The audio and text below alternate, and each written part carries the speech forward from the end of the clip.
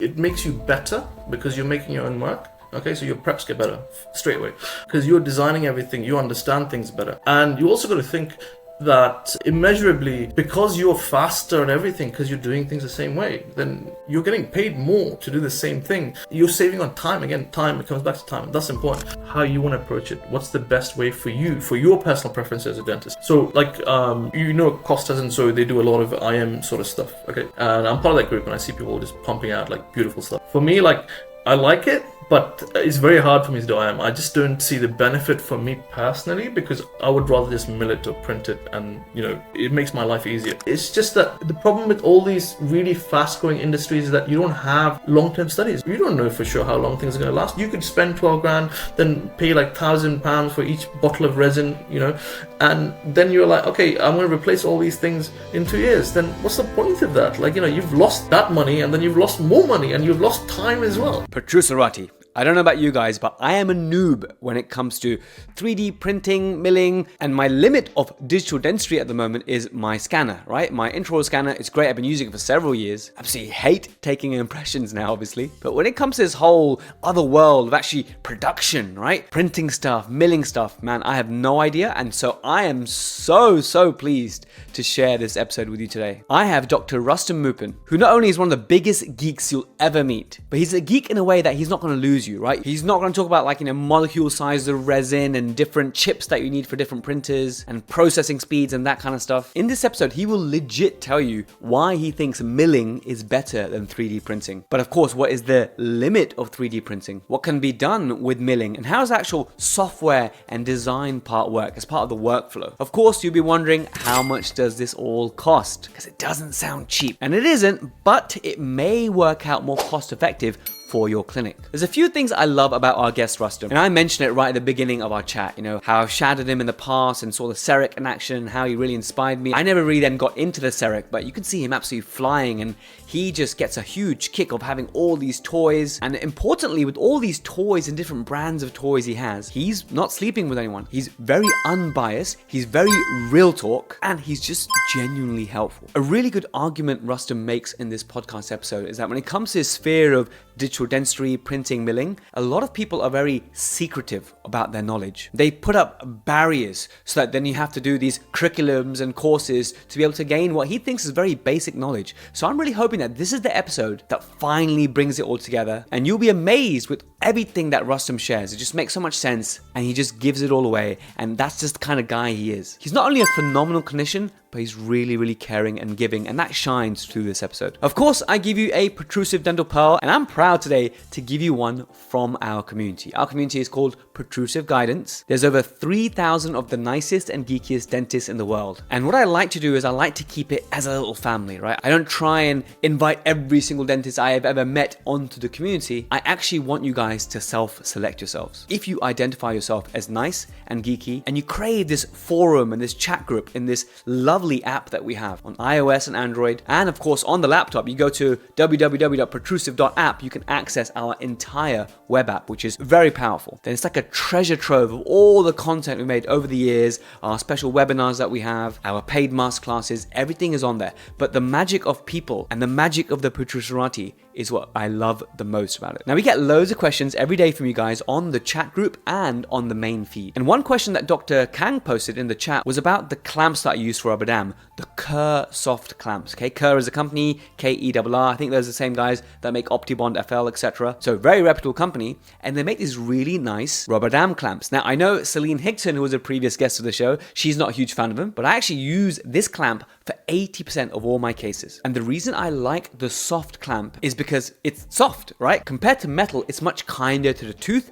and much kinder to the gingiva. And so whenever I'm doing a quadrant isolation, I don't need to give a supplemental, palatal anesthesia for the upper, nor do I need to give anything lingual for the lower. The soft clamp is very comfortable. Now, while we are discussing in the chat group, Dr. Joe Cape came with this absolute gem, which actually makes a lot of sense. And I'm wondering, why have I never come across this before? And it's basically see, if you want to achieve the same effect, but with a metal clamp that you probably already have, then to avoid a potentially painful palatal injection or to give supplemental anesthesia, what you could do is you can actually rub some topical anesthetic into the palatal or lingual gingiva or anywhere you want. So what Joe does is he gets a cotton bud with topical on it and he just spreads it on the gingiva that you want to clamp and just leaves it for a minute. And he swears by this. And so that just makes a lot of sense. And I told Joe on the Protrusive Guidance app that I'm going to feature this as a Protrusive Pearl. So thank you, Joe. You saved me a lot of anxiety. I always get a lot of anxiety before thinking of the Protrusive Dental Pearl. About 300 episodes ago, it was easy to think of a pearl. I'm kind of running out of Protrusive Pearls now, so it's great to collect them wherever I can and share them. So thanks so much, Joe.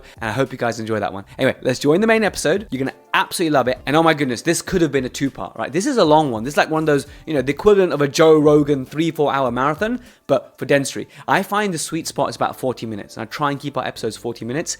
This one, I was really debating whether I should make it a 2-part, but I ended up going with 1 part. It's just one that you may need to revisit again and like continue the second half, but I promise you, it is so worth it. If this is a big problem for you and you don't know where to start with printing and milling, man, you're going to love this. Please let me know if you do like. Hit that thumbs up button, comment below, and I'll catch you in the outro. Rustom Moopen, the famous Rustom Moopen, welcome to the Protruserati podcast, my friend. Honestly, it's been a long time. I've been waiting to host you, man, because I want to just give a little background about you before we formally introduce you. You are the guy I once shadowed, and I just saw, like, wow, this guy's a GDP, and like for me, like I still think this now anyway, but to me at the time, what was going through my head is like, wow, this guy's a GDP and he's operating at a specialist level. You were doing a mixed practice and, you gave me this iPad and you were showing me the scope footage as you were treating it. And you have no idea how much you inspired me that day. You showed me the CEREC. I didn't go down that route, but just seeing your passion and your technology and how techy you are. And then you took me for a lunch date to KFC. So that was the best shadowing experience I've had in my life. And so I'm so glad that years later we can meet like this and geek out. So Rustom,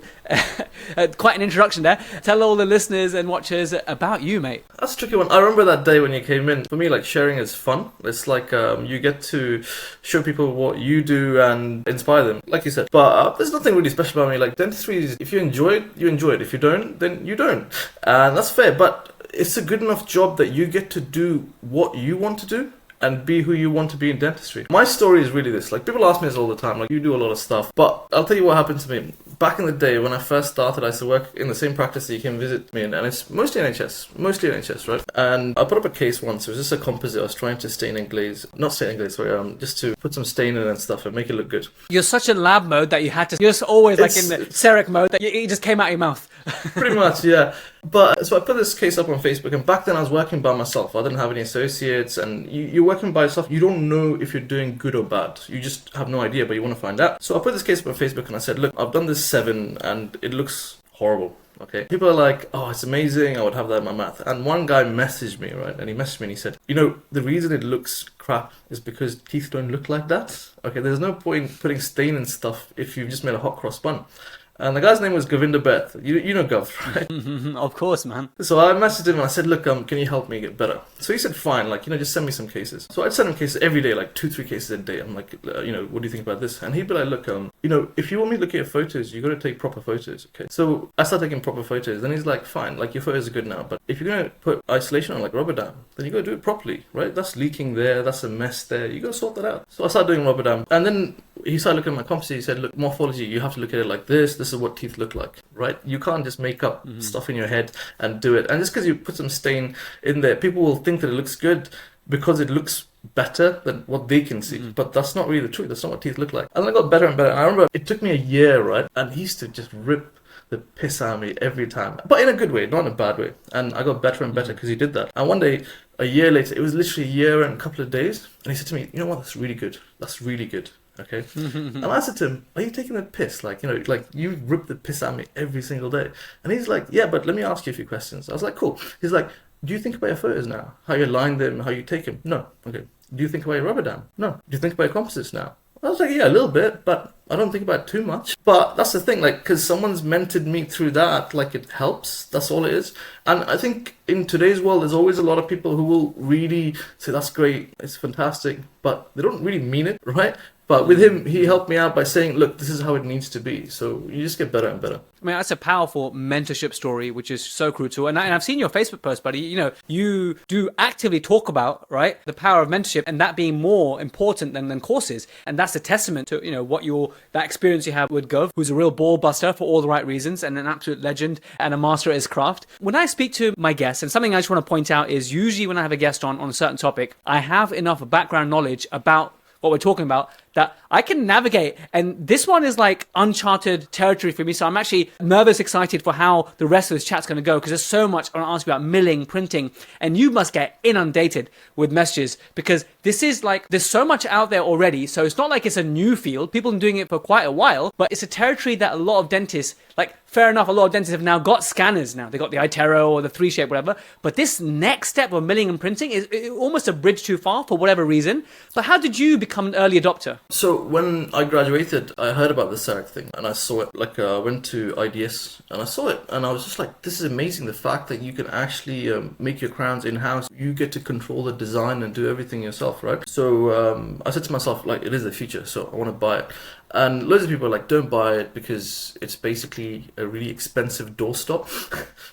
And I thought about it and I realized what happens is that we as dentists, like when we do preps and stuff, we don't measure. Right? We don't measure, right? We just do a goal prep and we think that's fantastic. We send it off to the lab and they'll make it fit, right? But the moment you start measuring things and doing things the same way, then you know it's going to work. It actually doesn't matter further than that. And you know, like I'm a big fan of Atik. I did Atik's first course. And the biggest thing I learned that day was like, you know, measure, because you want to know how thick your ceramic's going to be. And I've done CEREC for like 12 years now, and I have cases going back all those 12 years. And I've had like fractures here or there, but I'll count them on two hands at most. But success it's immense. But also, if something goes wrong, it's your fault, right? It's no one else's fault. So I enjoyed the fact that, like, you know, I'll take a punt. And it was really expensive. So I paid about 90 grand. I bought it from Sident. Wow. And it was on finance, right? 5 years of finance. But once you realize that, okay, think about this. The advantage of this is you do an Emax or a porcelain for a patient and you're worried, okay, if it doesn't fit, if it breaks, if your impression's crap, then you got to send it back, and it's time, okay? And everyone thinks that money is important, but time is more important, right? But the moment you realize that none of these things matter, you're making them in-house, it costs you far less. Okay, obviously you have to pay for the system and stuff, but if you can keep doing it, like if you do something and it breaks and you're like, look, I'm really sorry it happened to you, but we'll make you a new one. And it won't cost you any more money. It'll take you some time, that's true, but money-wise, no. So it was a bit of a journey. Like I just thought it was a future, so I bought it and took a punt, right? And sometimes whenever you buy something, like for example, like you want to talk about printing and milling, I think the important thing is that every time that you decide you want to take a journey or a step forward, you have to have a vision of what is going to fit into your practice. Right? And if you can make it work, then the money will be paid off in no time. But if you can't make it work and you're doing it for fun, then it's just a hobby. And that's fun too. There's a saying that people pay attention to what they pay for. So when you paid for it, what you did was you leaned in. Like you were like determined, like, okay, I'm going to make this work no matter what. I've just spent an eye-watering amount. It's going to work, okay? And you made it work. And then through that, you learned so much. But you also expressed your inner geek. And I can just totally see that from the way you talk, the way you, when I was there shadowing you, you love it. And it brings you joy, which is great. And I think there is a measurable return on investment ROI here, because when you buy a scope, which you also have, when you buy a scope, there's no ROI. That's really like you do it for yourself because you want to just feel like you're seeing more, you're treating more, and also posture and ergonomics and stuff. But the CEREC, although it's an investment, it is exactly that. It does have an ROI. Do you think, looking back now, it has had a positive ROI? You know, counting all the repairs and maintenance and everything. Yes, there's a measurable ROI, and you think about it like it makes you money. It makes you money, and it makes you better because you're making your own work. Okay, so your preps get better straight away because you're designing everything. You understand things better, and you also got to think that immeasurably, because you're faster and everything, because you're doing things the same way, then you're getting paid more to do the same thing. You're saving on time. Again, time, it comes back to time. That's important. But yeah, easily. Like, and not just that, I paid it off 5 years ago. So I updated my Omnicam to a prime scan and I paid another 28k for that as a trade-in. But literally every crown I mill now, like the other day, one of the reps, he gave me 2 sets of blocks. So that's 10 blocks, right? And I'm like, this guy doesn't realize, but he's basically giving me £8,000, Yeah. So how much does it cost you? I mean, obviously not including software and that kind of stuff. Just the milling fee itself of one Emax. How much does it cost you? So let's say my lab charges me £170. Let's say, $300, whatever. How much is that unit costing you? So a block of Emax. So there's chairside milling and there's lab side milling. Okay, and so if you buy a chairside unit, everything you buy is going to cost you like roughly 5 to 10 times more. So if I mill a block of Emax, then it costs me about 30 quid. Okay, but if I mill a puck of zirconia, you get these discs of zirconia that you put in your 5-axis or whatever, right? That puck is about 90 quid, and I get about 16 restorations out of it, and I have to center it overnight and stuff. But you got to really think like it doesn't cost a lot of money to do. And if you're doing bigger cases, like for me, I do a lot of indirects. And if I outsource a lab, like it would cost me easily like 20-30 grand a year, like easily. Mm-hmm. So I mean that is clear. That is a measurable ROI there. The thing that just already confuses me, Rustom, if you don't mind, is people will be thinking, well, Rustom said that it saves you time, but surely it costs you time in the sense that, okay, not only the training you have to do additionally, which, okay, once you've trained, you got it. I understand that. Okay, so training maybe is an important step, but once you've got it, you've got it. But in terms of, you are now doing the lab work. Does that take time? Does that actually steal time rather than give you time? How did you work that equation? Okay, let me ask you something. So you do a lot of onlay preps now, right? Like I've watched your podcasts about onlays and stuff like that. And when you first started doing onlays, how long did it take you to prep an onlay? Probably when I first started doing it, it would take me like an hour and 40, an hour and 45. And how long does it take you now? It takes me about an hour and 20. So it's still a long time. I'm slow. Oh, that's fine. Probably a bad example. But in reality, when I first started out, I used to book like an hour and a half. But my prepping now, if I was going to prep an onlay and stuff, and you just have to see what's going to happen before it starts. But it'll take me about 20 minutes. 20 minutes, I'm done. That's it. Like bird to tooth time, the prep itself, and what I'm including is the, removing the entire amalgam, doing the IDS and making the temp and all that kind of stuff. All that time in total is what I'm including, is the appointment time. Yeah. Mm-hmm. No, I get in total. What I mean is, I'd like to break things up. So I believe in mental fatigue. Like, okay, so if you start a case and you get tired, like in about 30 minutes, your concentration's gone, okay? So what I do is if someone comes in, they have a massive amalgam, I'll take it all out and I'll do a composite and also come back for your crown prep. I break it down to stages. It just makes life manageable for me. So I never have really, really long appointments unless I absolutely have to. If I'm doing 6 anteriors or, 5 to 5, then I have long appointments. But other than that, I don't believe in long appointments. I try and finish everything up within 45 to 1 hour at most. Okay, so we're the opposite in that. So just give you a flavor, we're an opposite, and that's cool. Like the fewer patients I see in one day, the happier I am. That's me. No, but it comes back to the same thing I said again. Like in dentistry, you have so many flavors. Like you get to pick your flavor, what you want to do. Like you said, you get to choose. Okay, so think about this. The most stuff that you'll do in practice, the stuff that makes the most money easily is always going to be posteriors. It's always going to be posteriors, right? Unless you're doing the aesthetic cosmetic stuff, fine. But like I like being a general dentist. But to do a posterior, you do the design and it takes me like 3-4 minutes. If you prep it properly, you have enough space, the software makes it in no time. And what I'll do is I'll send you a video of me just designing a crown, okay? And then you can put it up at some point. And once you put the settings in, your settings, it takes nothing. The software does it for you, more or less. Okay? Very little work to do. So essentially, the time you'd have taken to make a temp, you've just done the design then and there, right? That's it. I'll mill it. Milling will take about between 8 to 12 minutes, depending on if it's a premolar or molar. And then I'll put in the furnace.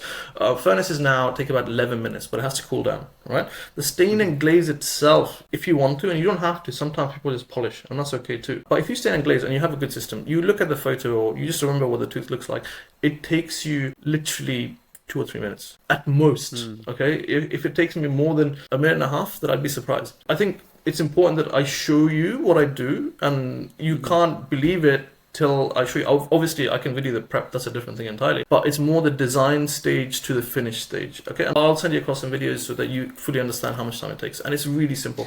If you're doing posteriors, you're looking at basically a little bit of morphology, putting some grooves in and putting your brown in just for depth, right? Like people complain about in-house stuff because it has no depth, it's monolithic, but you're not creating real depth, you're creating the illusion of depth. and you put a little bit of brown in straight away, like you're giving someone what their tooth looks like or it should look like. And some people say, no, I don't want that, and you have to do what's right for your patient. Some patients be like, I want a brand new tooth. You're like, fine, that's it. But it doesn't take time. And I agree with you that there is a cost to training, there's a cost to practice. These are all immeasurable costs again, right? But once you get there, like, it's totally worth it. And if you really think about it, like, okay, you look at countries like Canada, Mexico, America, Australia, most practices have in-house milling.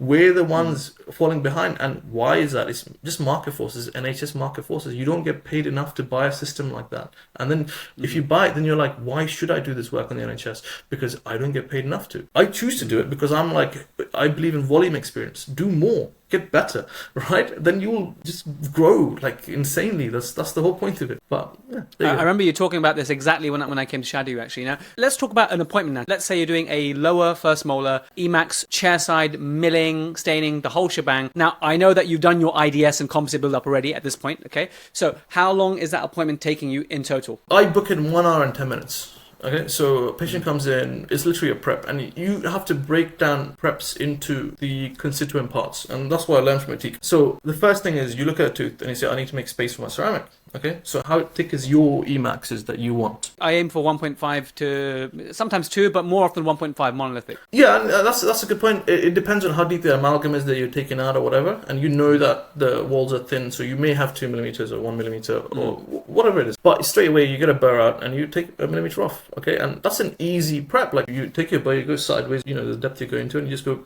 back and forth, back and forth. You leave the contacts because you don't want to hit the next tooth, hopefully.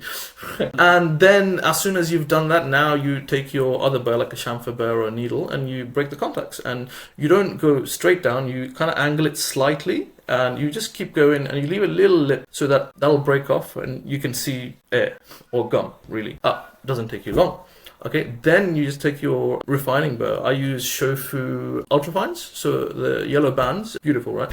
And you just polish everything up so everything is smooth. And you're done. That's your prep done. Like, once they're numb, that'll take you 15-20 minutes at most, right? Like, if it's a harder case, you're going subgingival, then that's a different thing entirely, okay? And sometimes there, I'll be like, look, I will make a temporary, and I'll leave that in for a while before I'll, come back and take a new impression. But those are rare. Like, I see the same patients year in, year out. I see some new patients, and then when you stabilize, I tend to put temps on for long term. I don't say I'm going to give you a crown straight away. I'll be like, okay, I'm going to remove all the decay, I'm going to make you a temporary crown, I'm going to leave that in for like 3 months, 6 months, then I'll come back and do. And when you take that off, it's going to be like nice and easy, right? But once you do your prep, then your scan, I use a prime scan, and it is beautiful. Like, it is beautiful. And you're scanning under rubber dam? No, I don't scan under rubber dam. I don't really believe in it because I've already done my core and stuff. I don't need isolation when I prep, okay? For me, the reason I'm doing it under dam is because I'm doing my IDS at the same time. So for me, it makes sense to get the isolation. But for you, I appreciate you've done your adhesive part already. The prep, I appreciate that. Yeah, you can be quicker because you don't need the dam anymore. You can go straight in when the patient's numb. So that totally makes sense to me. And then one of the questions I was going to ask you is, once you've done your prime scan and you're doing all the bits to design and mill and stain and glaze, what's the patient doing? Are they having a coffee? Have you got like some sort of system? It's different for different patients. If I like them, then I'll just chat to them. And it's nice because you get to know them, right? If I don't like them, then I'll make them wait outside. Yeah, it's a bit of a tough one. Like, some people are really high maintenance, so it tires you out talking to them, and some people are not, and you enjoy their stories and their lives and whatnot, and that's cool. But a big part of what I do with CEREC is simply that I get that time with the patient, and 90% of people, I will stay there and I'll talk to them. And yeah, it doesn't make me any money, but I know that the next time they come in, they'll be like, yeah, I want the same thing again, Ross. And it happens to me time and time again. And the other thing is that if they do leave me and they go somewhere else because they've moved away or they decide they don't like me or whatever, they'll go somewhere else and they won't have that same experience. And that's important. So yeah, like, it's your personal choice, like what you want to do in that time. Some people like to go into other surgeries and start doing a scale and polish. But in the name of efficiency, there's lots of things that they can have done. So sometimes if I do a CEREC, I know they need a filling and they need a clean, I'll be like, look, while I'm doing your CEREC, I'm not going to do your clean today. When you come back and I'm doing a CEREC, I'll do it while the crown's being made. And it just means that your ROI increases in that period of time. But if not, just have a good chat. Like that's probably worth more than anything else. Right? I like that. I can imagine all my American colleagues like, what? You don't do a hygiene check? Like, what about the 4 other operatories? Sorry about my weird Texan, I don't know what that was. So a sincere apologies to the Yanks who join us. So anyway, probably pissed off the entire nation there. Love you guys really. Anyway, so look, I really like this intro, but I need to get to the meat and potatoes of it, right? So printing, milling, right? Let's start with the very basics, okay? What is printing? What is milling? What is the difference? Okay, so by definition, printing is an additive manufacturing process. So you have a vat of resin, your printer comes down, your build plate comes down, and they shine the light, and wherever you want things to be built up, it gets cured and it lifts up. It comes down. You make models from it. You can make splints, you can make veneers, you can do whatever you want with it. But you're effectively working with resin. You can print like stuff like zirconia, metal, but that's not something you would do as a dentist. That's something you'd leave to the labs, right? Printing is really cool. It's the fastest growing industry in dentistry. Okay, it is the fastest growing. Like the amount of money and time people spend in it, like it's amazing. Like you think Invisalign has a D&D, is it R&D? Yeah, research and development. R&D, research and development. Yeah, like millions. And printing, if you look at the whole industry, I'd probably say it's more, like easily. But if you think about it, Invisalign is about printing and thermoforming as well, so it's amazing. The only thing I'd probably say about printing is that I would probably still say that it's early days. Okay, like milling's been here for a long time. It's a subtractive process. So you're taking a monolithic block and you're cutting away. Like you've seen that, is it Da Vinci who takes the block of stone, Michelangelo, where he cuts away everything and he just says like, I'm just taking away whatever I don't see in my vision, right? And that's kind of what milling is. So you have a block or a puck and your machine is taking away whatever is not your design around it. That's all it is. Another good comparison is people's styles of working with composite. So there are printers and there are millers when you work with composite. So I am a miller. Now I'll build this big ugly block of composite and then I'll take away to leave me behind and cut it back. Whereas other people, they like to layer so precisely that they're pretty much done by the time they've done their final cure. And so I like that way of thinking as well. But I think the uses and the indications of printing and milling are very different, right? Like you said, with printing, you do resin, so you do like splints. You mentioned veneers, so that's like temporary veneers? No, so if you look at, I think in America, there's a MOD, there's a guy named Wally Wren, so he does, and if you go on YouTube, you can search up his videos. So he does a lot of like printed veneers and stuff. Like it is pretty cool because it is effectively resin. They have higher levels of polymerization than layering it. You're controlling it outside of the mouth. So what he's doing is really cool, okay? So it's essentially indirect composite veneers then, right? In a way. Yeah, pretty much. And he does it really well. He makes it look really good. And I've done a few and I find it's not that easy. Like, he's been doing it for a long time. And he makes dentures, he makes splints, he does pretty much everything with printing. Yeah, it's pretty cool. I think that for me, it's not really there yet. But people make the mistake of comparing printing and milling. It's not the case. They both work together. And that's when the magic really happens, right? Say, for example, that you need to do 6 composites. Okay, let's stick with composites. So say for example someone comes in and they say, look, I want to get composite bonding done. All right, so you could say to them, okay, so you've come to me through Instagram, you like my vision, so I'm going to draw on this iPad for you and show you what it looks like. Okay, but that's a 2D picture with just basically frames, wireframes. Okay, it doesn't really mean anything. You could do your composite, layer it beautifully, whatever, polish it, and then they'll turn around and say to you, well, I don't like it. So take it off and you've lost a lot of time and money, right? But what you could do instead is you could print a mock-up up, right? And then you could put it in their mouth and show them this is what's going to look like. Are you happy with that, right? And if they say, yeah, I'm happy, then you know that you can go ahead. You can get it signed off by the patient, and that's important. Then you could also say, I want to mill him, and that's fine. So let's just pause there, just on that printing point actually, right? So let's say you print the mock-up. What you are printing here, because there's a couple of ways to do it. You can be printing the ExoCAD design of the future model, and then take like a putty of that and then transfer the bisacral to the mouth? Or are you talking about printing the actual composite itself that they just like a snap-on smile? What are you talking about there? That's the thing, you could do either. You could do either. What do you do? I tend to print the model. I print the model and I show them in the mouth with bisacral. I have done shells, but I prefer shells for when I raise the OVD. It's easier, right? In those cases, easier. They both work, but the beauty of having this stuff at your fingertips is that you can decide in this case how you want to approach it. What's the best way for you, for your personal preference as a dentist? So like, Costas and so they do a lot of IM sort of stuff, okay? And I'm part of that group and I see people just pumping out like beautiful stuff. For me, like, I like it, but it's very hard for me to do IM. I just don't see the benefit for me personally, because I would rather just mill it or print it, and it makes my life easier. For me, it's about chairside time. Like I told you about mental fatigue. If they come in and say you come in with a wear case, right, and I need palatal veneers to raise the OVD and then buccal veneers later, it's easier for me to break it down into everything else. So I'll be like, okay, you come in, I've done a scan, I've found what OVD I want you to be raised to, and I'll mill everything before they come back. So I've spent maybe half an hour doing my consultation. Then they come back and they'll spend half an hour to 45 minutes just getting those veneers cemented. Literally, it's like tuck, tuck, tuck, you're done, cured,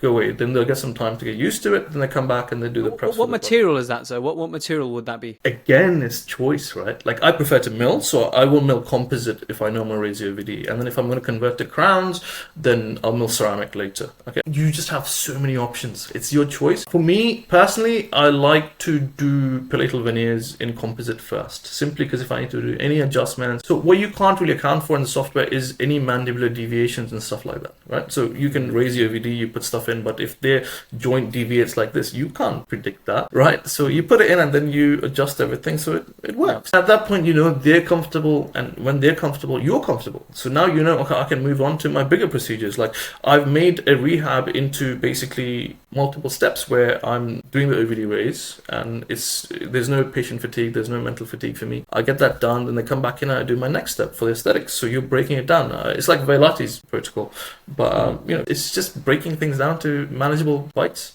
Yeah. It totally makes sense to do it in composite, so you have that freedom to adjust easier and refine the occlusion, get it right, and then copy that into the future. You said the word copy, so here's the thing. With the software now, you can copy the palatal surface exactly after your thing. So you have so much control and you have so many options. That's the whole point of it. Mm-hmm. And that's the real power of it. But hello, YouTube Protruserati. I know you're watching on YouTube, and I hope you're enjoying this episode so far. But I wanted to highlight, in case you don't know yet, we have an amazing viewing experience on protrusive.app, our website, our network, our platform. So I just want to spend a minute to show you what this looks like. On the left side, you see the navigation, and when you join the app, you get a 1-minute video tour of the entire network. Now, in terms of where the magic happens, that's in the Protrusive community, because you might come for the content, but you'll stay for the community of the nicest and geekiest dentists in the world. We have all these polls, we have a chat group, there's always active chats and dentists helping dentists. And really what I wanted to do is create a really supportive environment that's not like the environment we have on Facebook, and it's built on the values of niceness and geekiness. If you are nice and geeky, you belong here. Now, to make this a safe space, we have a manual process of approval. We actually verify that you are a dental professional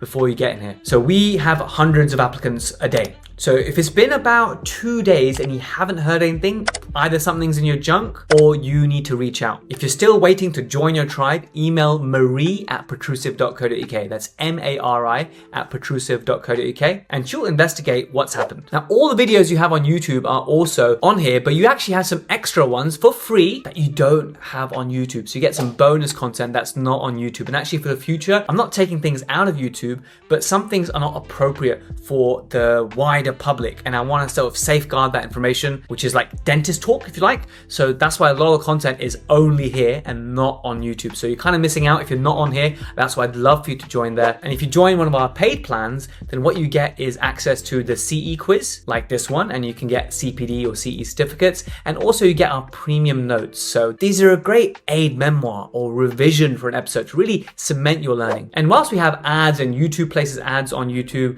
we don't have that on our network. So for the paid plan, you get to see all of the premium notes without any of the ads. And of course, you get to support Team Protrusive and help us to continue what we're doing. I'm just going to gloss over the Protrusive Vault, which has all our infographics and downloadables. These are all our masterclasses at this moment in time, and we're always planning to add more. And if you look at them, there's about 1, 2, 3, it's about 7 of them. But actually, if you look at the replay section, some of the live masterclasses that I've done and some of the training that people pay for on other websites is all on there, included as part of the masterclass subscription. And if you're a student, don't fear, we have a special section for you with all the student notes, which anyone can access. So for example, here is one on exodontia. So it's all there waiting for you on Protrusive Guidance. Please head over to the website, which is protrusive.app. Make an account on your browser. This could be Safari, Chrome, however you want to do it. And once you've made your login, then you can download the iOS or Android app and then log in through there. So the reason to make the subscription primarily on the website first is that you get access to a free trial, which you don't get if you make an account on Android, iOS. If you make it on the website, you get access to the free trial, and you get our best price if you sign up through protrusive.app. So our best deals and free trials are only on protrusive.app. Of course, we always put the link below in the description. And thank you so much for enjoying our videos on YouTube. But it's now finally time to level up your experience. Back to the episode. Again, going back to printing milling, right? You said you like milled composite, but we kind of said that you can actually kind of print composite as well. You can print resin, right? So what's superior about the milled composite compared to the printed version? It goes back to the thing that, like, how long milling's existed for and how long printing's existed for. Printing's not been around for a long time, and I'm not really an early adopter, okay? I like to wait and see what happens and I decide if it works for me or not. So the thing about printing composites, simply that there's a lot of materials, like, for example, flexor and stuff. You know, people did a lot of veneers or crowns and stuff, and they just melt away. They melted away, and now you have alveolar compensation. Your case becomes that much harder a year or two later. But at the same time, milled composites has been around for a long time. I have literally a 12-year recall where I've done a milled composite, and the amount of wear I've seen is like, it's there, okay? And that's why I prefer ceramic over composite, you know. But there is a little bit of alveolar compensation, but it's still okay. You know, it could be worse. Compared to direct, like, had you done that case in direct composite, how is the toughness or the wear resistance compared to, you know, direct composite versus what you mill? Okay, so again, that's an interesting thing. So, you know, the first case that I used to post with composites, so I used to do a lot of composites. I used to do, you know, I love composites. But the thing is simply that the bigger the composite gets, okay, then you're fighting. You're losing a battle. You put it in and it's too big. Now you have to control your contact point. You have to control the wear. You have to control how it looks. You have to control where your occlusion and margin is. All these things make it harder. Then you got to layer it, and then you got to think about all the stresses you're building in as you build it up. And those stresses will just stay locked in, and you'll pay the price later when you start seeing chipping at the margins, ditching, these sort of things. And same thing again with direct. I have a really good track record, but what I think is simply this: do I want to spend an hour and a half doing a really complex composite, or could I just mill it in like 8 minutes and call it a day? So sometimes I'll do composites indirectly and just mill it, and I'll just charge them a little bit more. But that milled composite, you know, is, in my mind, it's superior mechanically because it is like a fully, like a super cured block. That's like the strongest you're going to get, right? Pretty much, and there's no stresses. So the only stress will be a cement layer. There won't be any stresses because you've layered and the shrinkage and expansion. You get as soon as you put it in, you get the shrinkage from curing, then it absorbs water and expands again. So it's one of those things like you take all the hard stuff out of it, take all the unpredictable factors out, and it makes your life easier. Okay, let's pivot to splints, because something that's piqued my interest.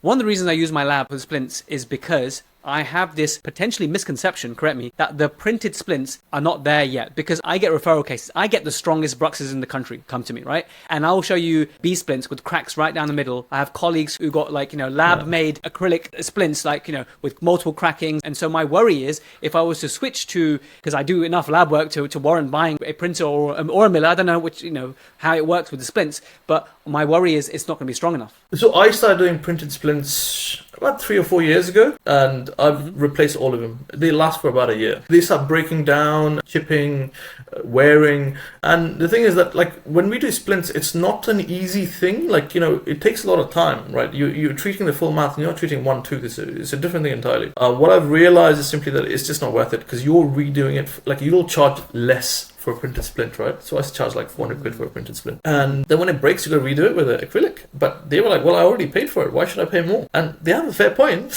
So I mill my splints now, and they work really well. I would put it like this.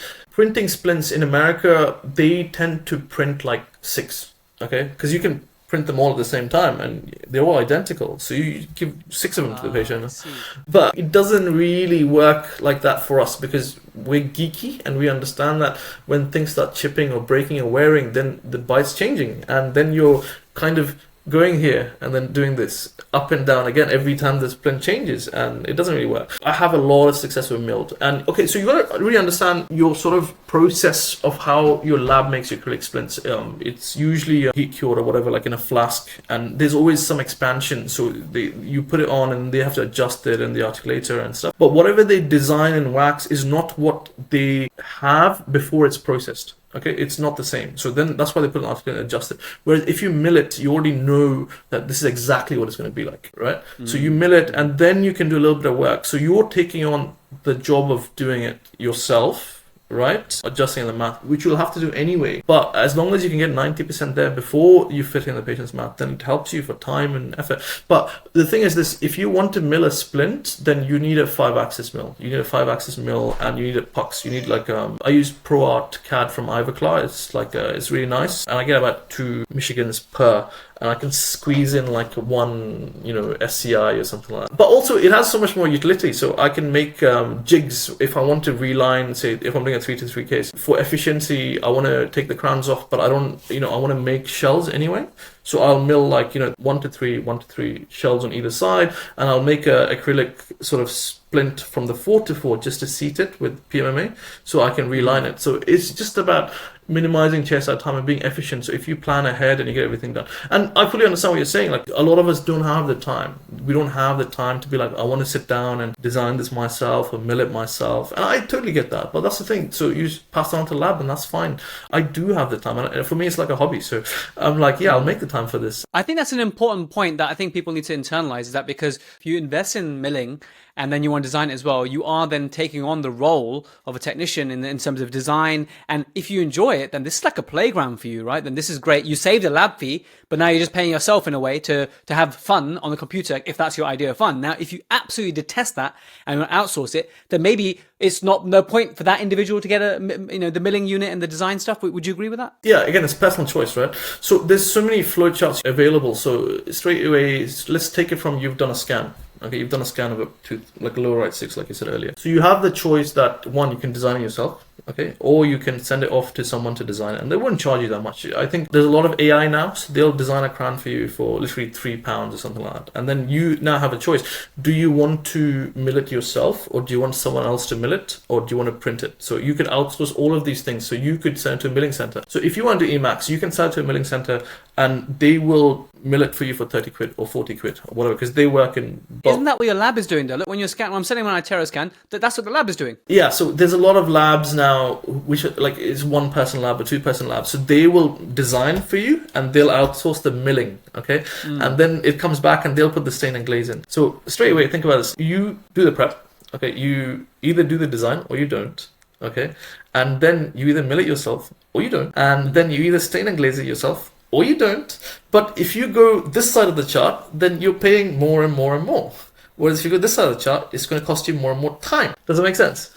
That's all it is. So essentially, you get to choose where, you draw the line, what you want to do, what you don't want to do. And the more you do, the more money you save, the more you time you invest. But the more you outsource, it's like, okay, just go to the lab and like the usual workflow, you send it to a lab and you get it back. It's like a done for you kind of service. So, okay, I like this way of thinking. You mentioned 5 axis. I think, does that mean 5 burrs? No, 5 axis it's simply, 4 axis is like you have a block and you have 2 burrs or 1 burr and the block moves around. So there's 4 axes available to milling. 5 axis is almost like printing, that the puck or whatever moves around enough, or the block moves around enough that your burr can hit it from pretty much any angle. So if you get milling by 5 axis, it takes a lot more time, but it's more precise, more accurate, but it's a lot slower. That's the trade-off. And it sounds like a milling is far superior than printing, but if someone wanted to dip their toe into it, because there's still a lot to discuss here, but if someone wanted to dip their toe into it, I imagine printing is much cheaper, the setup costs and the running costs. Is that right? Pretty much. You could buy like a Anycubic or Mars or Elegoo or whatever it is, 400 or 500 quid. There's a Facebook group run by a guy named, I think it's Rick Ferguson. It's called literally 3D Printing Group. Okay. And he uses the frozen printers. The frozen printers, you get the mini 4K, mini 8K or whatever it is. But he's already validated a bunch of resins. So you just plug and play. You plug and play for literally nothing. And there's a whole group of people who use his cheap printers and his settings, and they will achieve the same things that people do with the big ones. So if you want to dip into it, don't spend too much money. Printing is very labor intensive. It's not like you just print something and you're like, yeah, this is great, because you're going to print it, then you put in the IPA wash for 30 minutes or 10 minutes or whatever it is, and then you got to then cure it for a while, and it's messy, it smells, it's horrible. Like, it's one of those things. You need the space for it, right? You need the real estate for it. Not so much. The milling takes up more space for sure. Printing, if you have a small table, you'll fit your printer, your wash, and your cure on it, and that's fine. It doesn't cost too much energy either. You don't need a compressor or anything like that. It's fairly straightforward. But printing fails. Okay, if you mill something, 90% of the time, you know that there's going to be no issues, okay? The burrs may break or the block may fall off, or, but that's fixable. It's very reliable. Whereas you could print and your print could fail, and it could fail again, and it could fail again. And then if you have someone in the chair, you can't really rely on that. Like, you're just like, oh, I'm going to have to come, get you back in tomorrow. And then what if your print fails again tomorrow?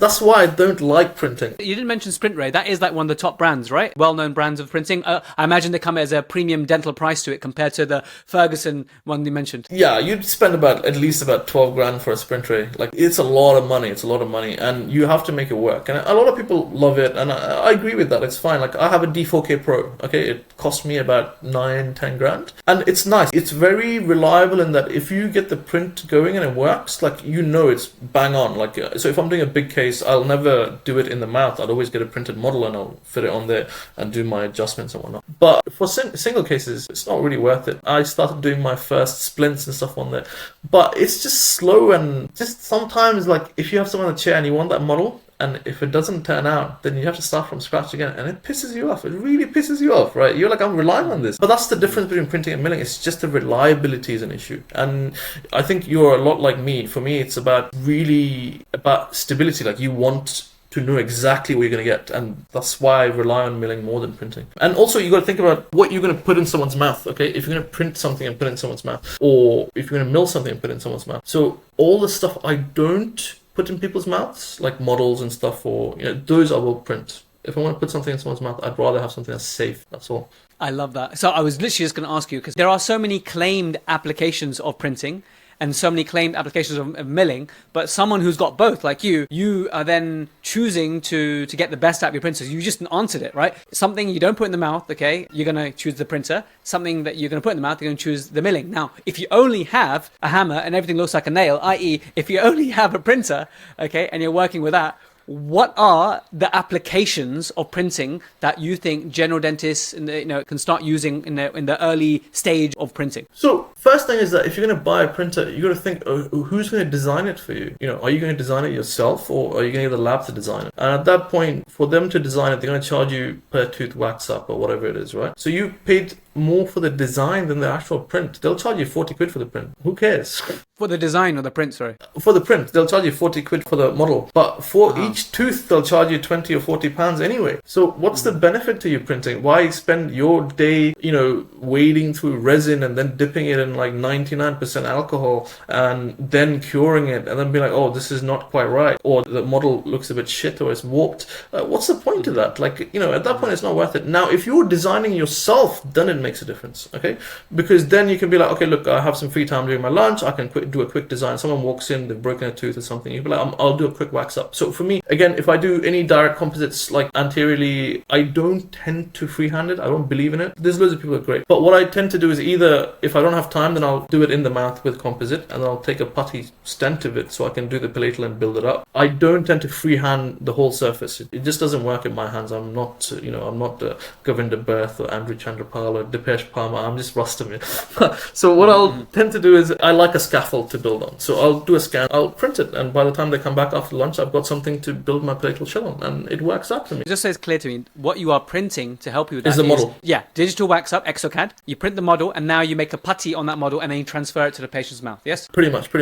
But also I do the design, right? So it's easy for me. But now if you have to send it to the lab, you can't do it on the same day. So you have to really decide how you're going to get into this, and it comes down to that flow chart again. But my point being is simply that you can pick and choose whatever you want to do, but there's no benefit to dipping your toes unless you're designing and printing, or you do everything, or you do nothing. The reason I like things is simply that I have control over my stuff. Like, when I was younger, I used to send stuff to the lab, put it on a Facebook, they'd articulated it. And I realized that I've sent my Facebook and they've chucked it somewhere, they've just put the teeth together. Or they tell you, I think your bite's wrong. And you're like, what are you talking about? Am I the clinician? Are you the clinician? Like, and there's a point at which, I have a friend, Shahid Hussain, he said something to me that made me laugh, because he asked me the same question you did. He's like, why did you get into this stuff? I remember I ordered a crown from a lab, really well-known lab, and it came in, I looked at it and I was like, well, this stain's a bit shit, isn't it? So I called him up and I said, did you do the stain and glaze? He's like, yeah, I did. Did you like it? And I was like, no, I could literally do my, better myself. So Shahid said to me, that's your origin story. Like, you're a villain now. But it is what it is. Like, then you start controlling your stuff. You just enjoy it. You have more fun. But in dentistry, like I said earlier, it's so beautiful that you can pick and choose exactly what and when you want to do it. But everything costs money. That's the problem, right? And then even if you get the money, like, because printing and milling is so, like you said, like, you know not a lot about it, okay? And you've been in this industry for a long time. You've spoken to all the big people in this industry. You had their views on it. But why is it that you don't have this knowledge? You know, people gatekeep this stuff. There's a lot of money involved because it's growing so fast. You're being, like, you know, not being told everything, like, because people don't want you to know. Every time you want to learn something, everyone's like, oh, come on my course, you know, you pay like $2,000, $3,000. But why? Like, this is all information that's out there. We should all share it freely. Like, that's fun, right? Like, it's fun. Like, not everyone's a saint like you, man. Honestly, appreciate it so much. Okay, we're gonna keep going because I'm learning a lot here. Like you said that, okay, unless you're designing, and that makes sense to me, okay, there's no point. So if you like the design, ExoCAD, learn it and that kind of stuff, how much is the software fee to actually, you know, you get ExoCAD? I'm sure there's no bloody Pirate Bay version that you can just like copy and hack. I think that things are getting easier now because there's a lot of AI stuff coming in. So Medit used to be free and it was very good, but they've made it not free anymore. So everyone's tested Medit for them for basically free and given feedback for years and years and years. And now they've basically said, okay, we're going to make it, you know, paid for. Reasonable, fair. It is. I mean, you don't get free lunch. Like, you know, it's one of those things. We had a free lunch for a while. Now they took it away and that's fine. But if you buy ExoCAD, it'll cost you between $6,000 or $9,000, but you can pick and choose what modules you want. Is that a lifetime license or something? Or there's two options. You can get a lifetime license. It's called perpetual, so you pay more initially, but you don't pay anything after, right? But you won't get updates. $6,000-9,000. I'm hoping that's bloody forever. Yeah, it'll last you forever, okay. And then you know you're done. You don't pay anymore, but you won't get any more updates. Okay, and you got to think again. The design thing is a very fast-growing industry as well. It gets better and better every year. For me, I have ExoCAD and I also have InLab. CEREC InLab. So I have the 22, which is the latest one, and I paid $6,000 for that, and it's a lifetime buy. Like you don't have to buy it again. But CEREC is clunky. Like if you're doing big cases, like it doesn't have the freedom of ExoCAD. I know that a lot of people use Trios as well. Trios's studio is quite nice. I use it for my liner stuff, but I just didn't like the look of it. Like, you know, it's your personal sort of flavors of how things look, sort of thing. But it works really well. I think there's Douglas Watt. He does a lot of Trios stuff, and he's really one of the pioneers for that sort of thing. And he loves 3Shape. And that comes when you buy a 3Shape scanner. That comes with the software, or is that going to? No. So all the big companies, like all the companies worth buying from, they want to lock you in. They want to lock you in for their stuff. So people complain about CEREC or Trios or whatever, saying that you're locked into a system. You don't have to be. But it just costs you more to not be. To have the freedom costs you more. Pretty much. So like now I have ExoCAD. So I can't take my STL from ExoCAD and mill it on my CEREC. I'll need InLab CAM, that's the computer aided manufacture section, to put that STL in and then CEREC can mill it for me. So I paid for the CAM. I was like, yeah, that's fine. Like, but also you have to really think about this. So, you know, when I say $9,000 for the software, it's $9,000. It's a lot of money. It's true. But at the same time, if you're doing that sort of work all the time, what is $9,000? It's nothing. You do 2 big cases and it's paid off. So as long as you do enough, you're fine. But then I'd also say, if you're good at this sort of stuff, like if someone comes in and they've got, you know, a class 1 to class 3 palatal wear erosion posteriorly, I'm gonna raise the OVD, I can finish the whole case in a day. Like in a day. Right? I can do it in a day and you'll get paid well for it. Like it'll pay off all the stuff. Yeah. And if you get enough of them. But the problem is that you don't get those cases walking in every day, right?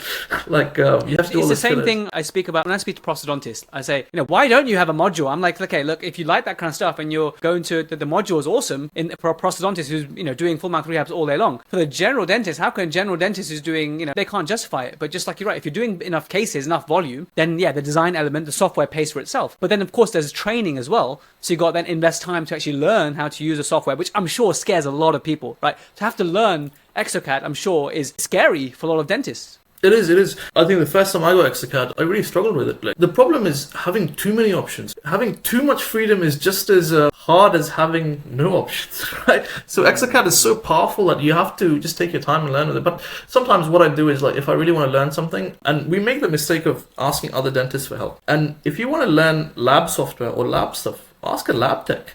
So I hire, like, there's Lino Dolph, he has a lab in Cambridge, not too far from my house. And when I wanted to learn stain and glaze, I asked him, bro, like, can you come, you know, help me out? And he's like, yeah, I'm going to charge you 1,100 quid. I was like, that's pretty cheap for what you're going to give me.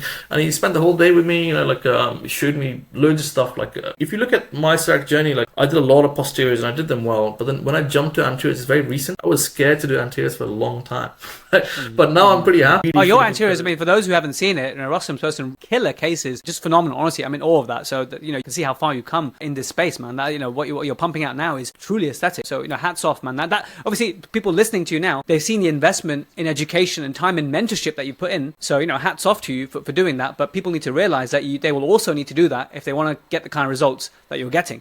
It's not just, I got a printer, I can now do everything. You got to learn the design, you got to get the training in. But in terms of just rounding off the printing, the applications, I know you use it for study models, and it just makes sense to me. Something that doesn't go in the mouth, you use printing because you have access to a mill. But if someone's only going to go for the cheaper option, which they might do because they're dipping their toes into it, and they get a printer first, then they want to use it for everything. They want to use it they get as much out of it as possible. And so, you can do aligners, right? You can do splints, although we said, like, they'll wear away, okay? You can do veneers. So what can you do with printing? You can do everything, but it's just... But you can't do Emax. I know it's a stupid thing to say, but for the young dentists listening, they're like, oh, I didn't know. There's some things that they haven't learned yet. So yeah, what can you do? It's just resin-based. Everything is resin-based. And, people will say stuff to you like, okay, we're going to print this crown for you in a 70% ceramic filler. What does that mean? It doesn't really matter. It's still a resin matrix. It doesn't matter. I mean, there was a thing a while ago where people used to mill a lot of composite crowns on the CEREC, and they also had debonding because there's too much flex. The material isn't rigid enough at the margins. You make a thin margin, it's going to flex, and then your cement will tear off and the whole thing pops off. So you have to understand where you need rigidity and where you don't, and that's really the trick to it. But you can print whatever you want, it's fine, but don't tell people that this is the same as a crown. It's not the same as a crown, like a Emax crown. So good for a provisional. Yeah, you can even do it as a permanent, but as long as you're managing the occlusion everywhere else. Okay, so if you're doing an inlay or doing one cusp coverage, but you have multi-tooth contact in the same tooth, then it doesn't matter what you put in there. Even if it's GIC, the rest of the tooth will hold it up, right? But so it doesn't matter too much. But now if you're doing a full coverage, fine. Okay, the 70% filler might wear at less rates than pure resin and stuff. But what would you want to do? It's your personal flavor of how you look at dentistry. Do you want to do it once and then just say, that's it, done? Or you want to be like, okay, you're not paying too much, so I'm going to give you this, and in a couple of years you might have to replace it, because that could happen. And it's just that the problem with all these really fast growing industries is that you don't have long-term studies. You don't know for sure how long things are going to last. You could spend 12 grand, then pay like £1,000 for each bottle of resin, and then you're like, okay, I'm going to replace all these things in 2 years. Then what's the point of that? Like, you've lost that money, and then you've lost more money, and you've lost time as well. So, and you got to really think about what your budget is. You say you have 20 grand to spend, okay, and you already have a scanner. A lot of people have scanners now. For 20 grand, you could buy a 5-axis mill, like I think it's called an E5, like VHF. They do some really nice mills, and they're pretty cheap. They are pretty cheap, right? You could buy a chairside mill for the same price, and you could buy a hobby printer. You could buy a hobby printer for 500 quid, and you make your models, but you mill. So printing is always about volume. So you can put like 6-7 prints down. So if you want to make 10 veneers, and time's important. So if I had to mill 10 veneers, it'll take me like an hour and a half, right? But if I had to print 10 veneers, you could print them all at the same time, as long as they fit on the build platform. And so how long would that take to print? Nowadays, like with the printers we have these days, it could take you like 6 minutes to 10 minutes. So times, there's Midas. I think Splints have put Midas out now. It's like a printer where they push the resin and they cure it while they're pushing it up. So in 8 minutes, you could print 3 veneers from one capsule. So that capsule costs, it probably costs you about 20 to 30 quid or whatever. I don't know. I didn't really feel like I wanted to invest in it. But at the same time, you could do a full mouth case in resin, printed resin. You could print all of those in 10 minutes, and then wash them and cure them in another 3 minutes, and you're good to go. And that's pretty cool. Like, it is really cool. But at the same time, it is still resin. It's not ceramic, so it's a different thing. But like you said, that you're still using resin from the mill, but very superior mechanical properties. Absolutely. And I think printing will get better. I just think that I'd probably just wait for another year or two before I really start putting stuff into the mouth from there, because I want to see long-term stuff. That's all. Mm-hmm. Rustom, it sounds like, because you have access to both and you've done so much of your homework and you're very much invested in it, that I think the key recommendation I can extract from this is really, when you have the choice of milling and printing, milling is superior. It's more expensive as well. But the main application of printing at this moment in time, with what you've seen for the highest quality, is the models and not so much what you put into the patient's mouth. I've heard that loud and clear. But any deviations from that? For example, if the associate wants to dip in and sounds like, it's a lower margin of entry. Like it's much cheaper to enter into this space, and that young dentist has got like a desire to learn ExoCAD, and maybe they can use someone else's software license or whatever. Then printing, to dip their toe into it, it might be a way to go. Yeah, I think if you're doing big cases, you've been on the same dental journey that I've been on. You start doing single tooth dentistry, then you start moving into, full mouth dentistry. And it's scary. Like the first step is scary. It's really scary. The first time you want to prep like 6 teeth or raise your OVD, like, you have to wake yourself up and just slap yourself, be like, do it today. You have to do it. In those cases, yeah, it's perfectly acceptable. I think that you should do those things where you can print them, try things in, adjust things, and it works really well. Because the benefit is not really for you, it's for the patient, right? Like if you can help them get to a better state where they're stable and you're helping them out, fine, do it. It doesn't matter what the cost is, but you have to price appropriately. The issue I take with things is that when you are doing printing, but then you're charging ceramic rates, that's a different thing entirely. But what you're saying is right. If someone's young, they want to get into this sort of stuff, it's not really the application of printing, but it's what you're using it for that's important, right? As long as you're providing a benefit, then yeah, fully get into it. That's fine. But as long as people realize that they are printed materials, they're not, ceramic or long-term dentistry. So maybe as like to models and also provisionals for like maybe 6 months, 9 months before you then have tested the occluding scheme and you think, okay, you know what, now we can go to ceramic. That might be a good indication. It's a good shout. And also if you're doing a rehab and stuff and you're controlling the occlusion and stuff, then it helps because everything's going to wear the same rate, right? I think it's one of those things that you have to find where you're comfortable doing this thing, as long as you inform the patient, look, it's not the same as us doing a ceramic rehab and stuff. But yeah, absolutely. I think to help you along your journey, it's worth it. But don't you think a printed result versus a direct composite, let's say a posterior, let's say you do a wear case and you do like posterior injection molding using genial universal injectable, right? Anterior, posterior. So you got a full mouth of resin, upper palatals, lower molars and upper molars occlusal surfaces. You got resin wear case, erosive case, let's say, right? Is the printed solution mechanically superior than the direct injection molded solution? No, I'd probably say they're neck and neck. But what is easy is convenient. Okay, so you do IM for like 20 teeth. I'm sure you've done them. This is the pain. And sometimes the resin goes here, it goes there, the composite goes there, and you've got to clear all the contacts and all this stuff. But if you're printing them, suddenly you can get them in, you put your rubber dam on, you just fit 4 of the posteriors, you cure it, it's very easy, tap, cure, clean up. It takes you less time. And the thing is that your dentistry isn't really about the materials, it's your dentistry that's important, right? So if you're good at what you do, then everything works, right? If you're not good at what you do, then nothing works. But the take-home point is that if you make things more easy and more predictable, then it's more likely to succeed.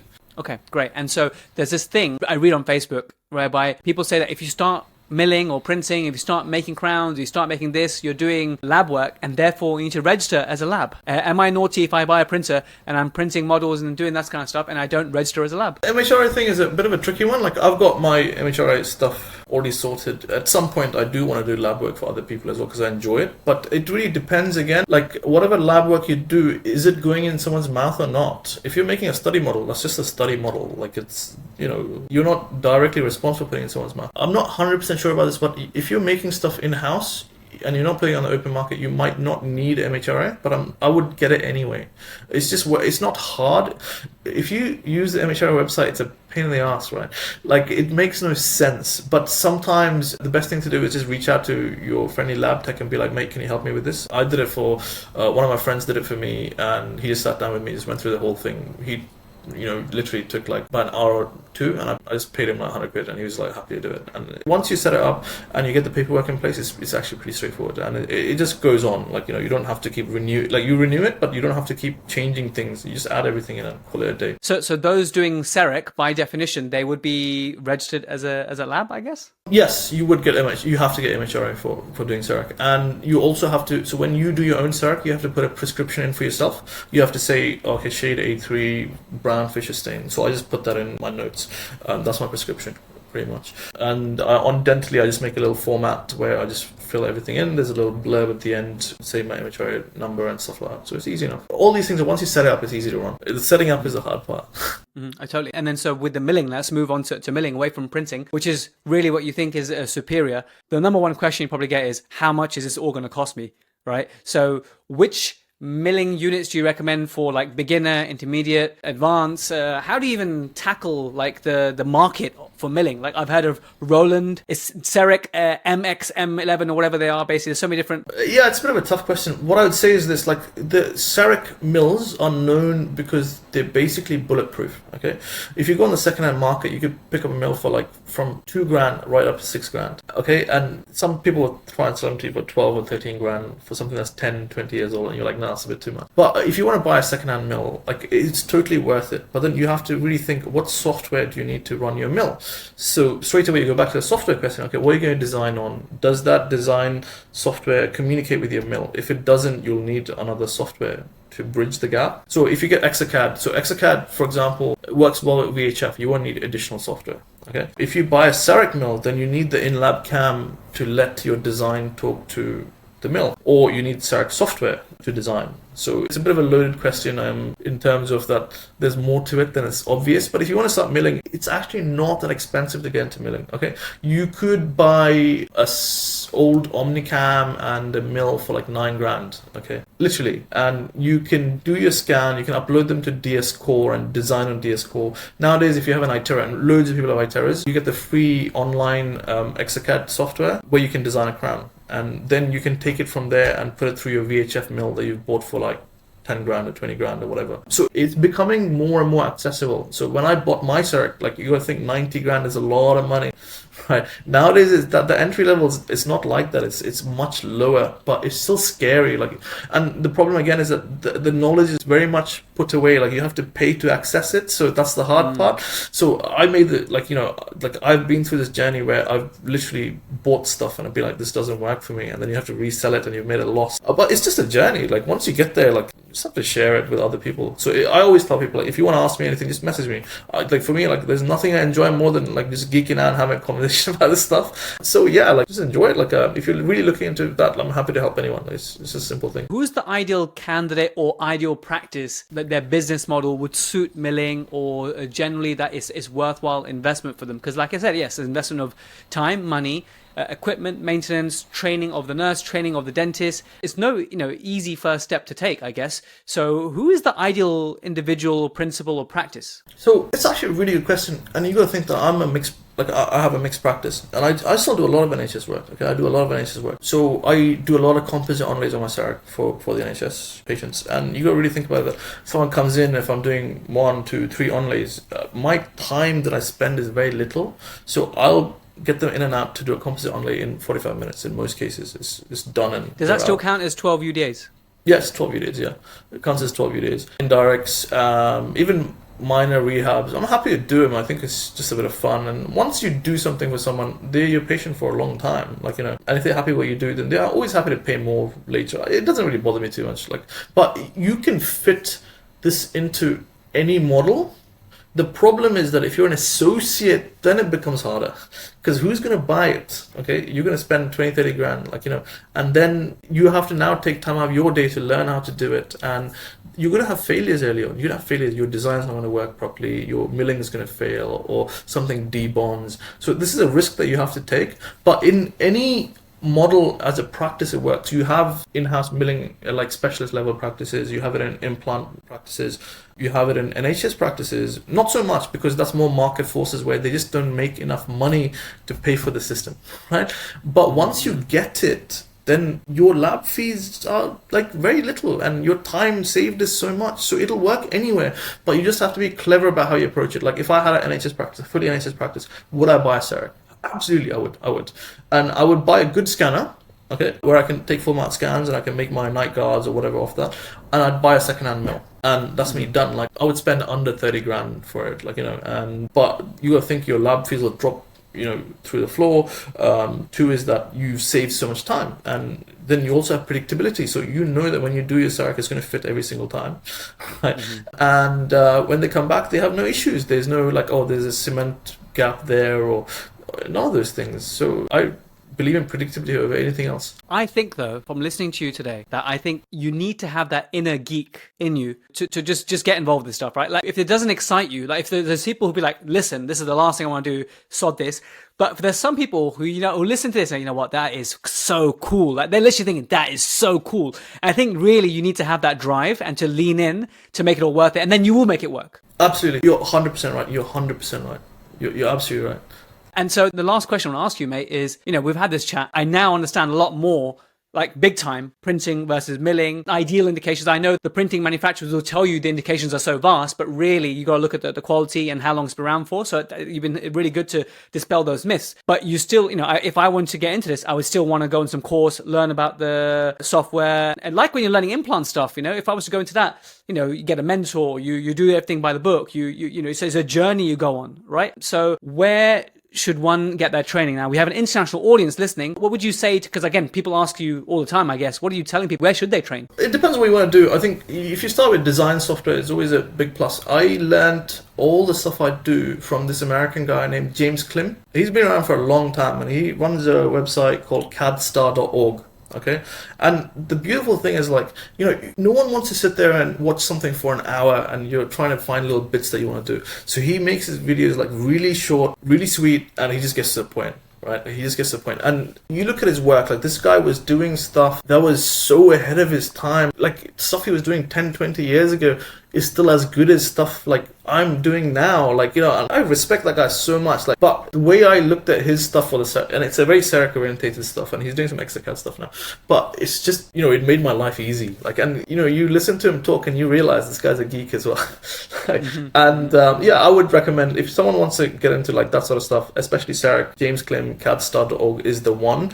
But other than that, he has a lot of YouTube videos as well. It's for free. You can watch pretty much anything you want on YouTube these days. There's a lot of people putting stuff out. And if you just want to have a taste, just go look at it. There's nothing more to it. If I want to buy something, I will do a lot of research. I'll find videos. I'll speak to people. I'll ask my friends, what do you think about this? What do you think about that? And I'll give them my vision of what I think is going to fit in my practice or my, whatever I do. But it's just, you have to just talk. Dentistry is a very isolated sort of field, but at least nowadays we have social media. We make a lot more friends, and it's just about sharing and just keeping everything going, because when everyone else benefits, you benefit too. That's the best way to look at it. Do you do any teaching, Rustom? Because you are so knowledgeable now. You've got some experience. If you don't, man, you should, because you had that experience. You should share it. I mean, do you do anything like that? I used to help at DCAT on his courses for the prep courses and stuff. The thing is, it's funny you said this, because I put up a post yesterday just saying that I want to run a course for charity. It's just about stain and glaze, and it's interesting for me because I get to meet people like me who are geeky, right? It's a very niche sort of thing.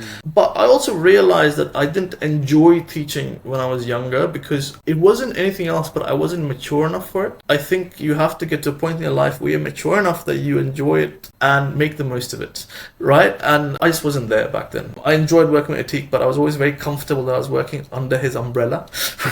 So it's a safe space, right? That was important for me. But yeah, will I get into it? Maybe at some point. But it's one of those things, I think there's more important things. I like your no BS approach, and I think we need more of that. And, it didn't sound like you were in bed with any companies, which was cool. And it was just nice to hear your real approach. So, keep it up, man. More power to you. Thanks, man. I appreciate that. Hearing that from you, that's cool. It's actually a real honor to be on here, right? I still remember, we met at BACD and someone was talking to you, and I said, this guy, he's going to be someone one day, really soon.